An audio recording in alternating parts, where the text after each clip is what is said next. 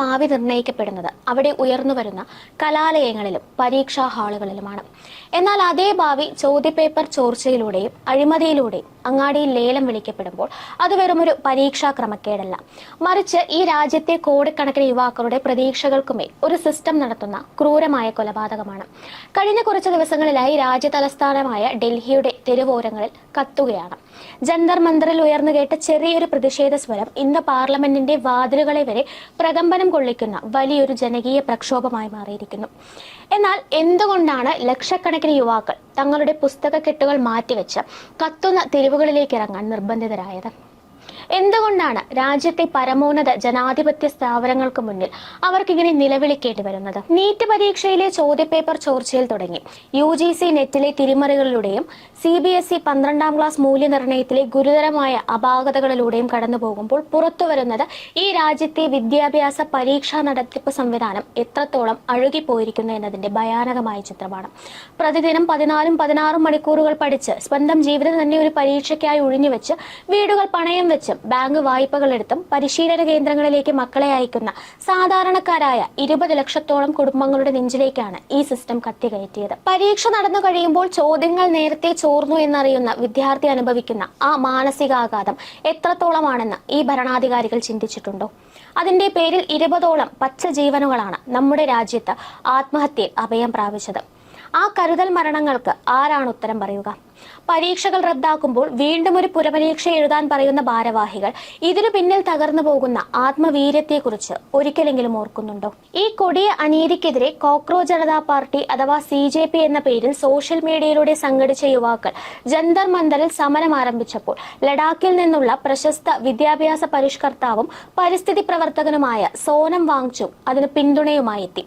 23 ദിവസങ്ങളോളം അദ്ദേഹം നടത്തിയ നിരാഹാര സമരം അദ്ദേഹത്തിന്റെ ആരോഗ്യത്തെ ഗുരുതരമായി ബാധിക്കുകയും ഒടുവിൽ പോലീസ് അദ്ദേഹത്തെ ബലമായി ആശുപത്രിയിലേക്ക് മാറ്റുകയും ചെയ്തു. എന്നാൽ ഒരു ചോദ്യം ചോദിക്കുന്നവരെ, ഭരണകൂടത്തോട് തങ്ങളുടെ അവകാശം ചോദിക്കുന്നവരെ അടിച്ചമർത്താനാണ് ഡൽഹി പോലീസ് ശ്രമിച്ചത്.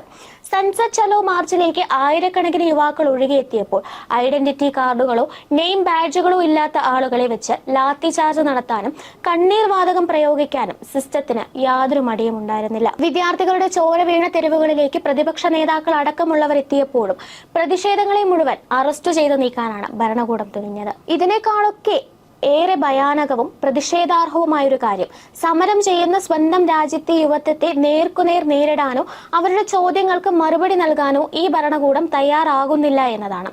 ഡൽഹിയിൽ തെരുവിലേക്ക് ഇറങ്ങുന്നവർ യഥാർത്ഥ നീറ്റ് വിദ്യാർത്ഥികളല്ല, ക്രമസമാധാന പ്രശ്നങ്ങൾ ഉണ്ടാക്കാൻ വന്ന വിരുദ്ധ ശക്തികളാണ് എന്ന വ്യാജ വിവരണം സൃഷ്ടിച്ച് സമരത്തെ ലളിതവൽക്കരിക്കാനാണ് ഭരണകൂടം ശ്രമിക്കുന്നത്.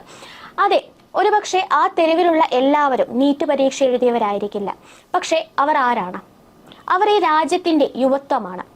നാളെയുടെ മെച്ചപ്പെട്ട ഒരു ഭാവിക്കും തങ്ങളുടെ അനുജന്മാർക്കും വരാനിരിക്കുന്ന തലമുറകൾക്കും സുതാര്യമായ ഒരു സിസ്റ്റത്തിന് വേണ്ടി തെരുവിലേക്കിറങ്ങിയ രാജ്യത്തിന്റെ നട്ടെല്ലായ യുവാക്കൾ.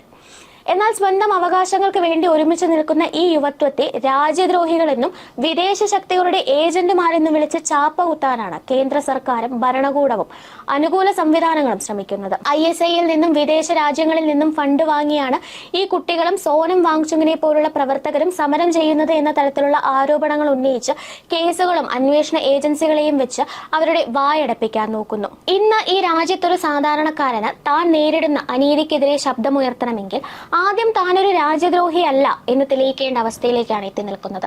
ഞാൻ രാജ്യത്തിനെതിരല്ല, ഒരു സാധാരണക്കാരന്റെ കോണിൽ നിന്നാണ് സംസാരിക്കുന്നത്. ഭരണകൂടത്തിന്റെ തെറ്റായ നയങ്ങൾക്കെതിരെ മാത്രമാണ് ഞാൻ സംസാരിക്കുന്നത് എന്ന് സ്വന്തം ദേശാഭിമാനം മാറോടടക്കി തെളിയിച്ചതിനു ശേഷം മാത്രം വാ തുറക്കേണ്ടി വരുന്ന കഷ്ടസ്ഥിതി. ഭരണകൂടത്തെ ചോദ്യം ചെയ്യുമ്പോൾ മാത്രം ഇവിടുത്തെ പൗരന്മാർക്ക് രാജ്യസ്നേഹം തെളിയിക്കേണ്ടി വരുന്നുവെങ്കിൽ അഭിപ്രായ സ്വാതന്ത്ര്യം ഉറപ്പു നൽകുന്നു എന്ന് നാം അഹങ്കരിക്കുന്ന ഈ ജനാധിപത്യ രാജ്യത്തിന്റെ അർത്ഥം എന്താണ്?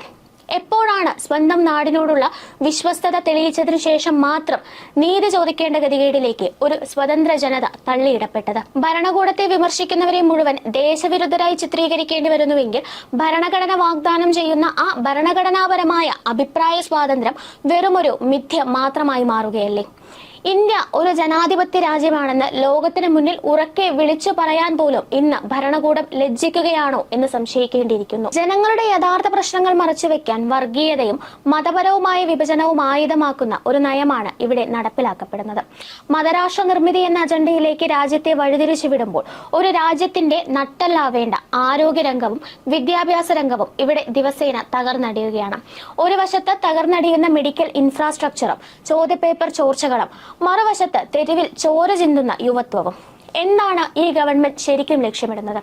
ഒരു വശത്ത് ഹിന്ദുരാഷ്ട്ര നിർമ്മിതിയുടെ രാഷ്ട്രീയ നേട്ടങ്ങൾ കൊയ്യുമ്പോൾ മറുവശത്ത് ഈ രാജ്യത്തെ ദശലക്ഷക്കണക്കിന് യുവാക്കളുടെ ഭാവിയും രാജ്യത്തിന്റെ ഭാവിയുമാണ് ഇവിടെ കരിനിഴലിലാകുന്നത്. പക്ഷെ ഇവിടെ ഉയരുന്ന ഏറ്റവും വലിയ ചോദ്യം ഇതാണ്: ചോദ്യപേപ്പർ ചോർച്ചകൾ ആവർത്തിക്കപ്പെടുകയും ദശലക്ഷക്കണക്കിന് യുവാക്കളുടെ ഭാവിയെ തന്നെ ഇരുളിലാക്കുകയും ചെയ്യുമ്പോൾ ആരാണ് ഇതിന്റെ ഉത്തരവാദിത്തം ഏറ്റെടുക്കുക?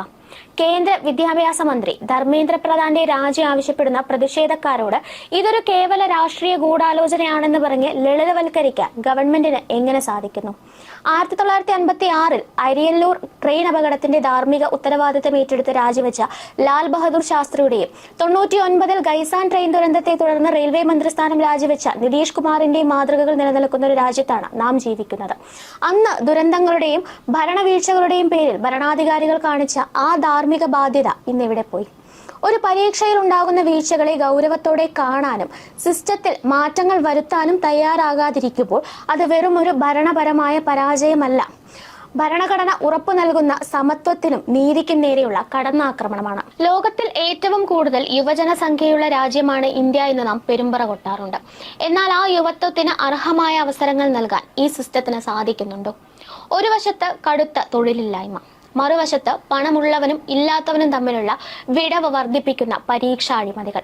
സാധാരണക്കാരന്റെ മകന് ഒരു ഡോക്ടറോ അധ്യാപകനോ ആകാൻ രാജ്യത്തെ ഏറ്റവും വലിയ പരീക്ഷ എഴുതുമ്പോൾ അവിടെയും അഴിമതിയും കോപ്പിയടിയും ജയിക്കുകയാണെങ്കിൽ ഈ ജനാധിപത്യം എന്ന് പറയുന്ന വാക്കിന് എന്താണ് അർത്ഥമുള്ളത്? ജനങ്ങൾ തിരഞ്ഞെടുക്കുന്ന പ്രതിനിധികളും ഗവൺമെന്റും ജനങ്ങളുടെ സേവകരാണ്, അല്ലാതെ യജമാന്മാരല്ല. അവർ കാണിക്കുന്ന വീഴ്ചകളെ ചോദ്യം ചെയ്യാനും വഴിതിരിച്ചുവിടാൻ ശ്രമിക്കുമ്പോൾ വിരൽ ചൂണ്ടാനുമുള്ള അധികാരം ഈ രാജ്യത്തെ ഓരോ പൗരന്മാർക്കുമുണ്ട്. ആ ചോദ്യങ്ങൾക്ക് മുന്നിൽ പോലീസിനെയും ലാത്തിയെയും രാജ്യദ്രോഹ ആരോപണങ്ങളെയും ഉപയോഗിച്ച് ഉത്തരം പറയാതിരിക്കാൻ നോക്കിയാൽ പേപ്പറിൽ മാത്രം ഒതുങ്ങുന്ന ഒരു വ്യാജ ജനാധിപത്യ ഇന്ത്യയായി മാറുമെന്നതിൽ സംശയമില്ല. ഈ സിസ്റ്റം മാറേണ്ടതുണ്ട്. അല്ലാത്ത പക്ഷം തകരുന്നത് കുറച്ച് പരീക്ഷകൾ മാത്രമല്ല, ഈ രാജ്യത്തിന്റെ അടിത്തറ തന്നെയാണ്. News desk, India mirror.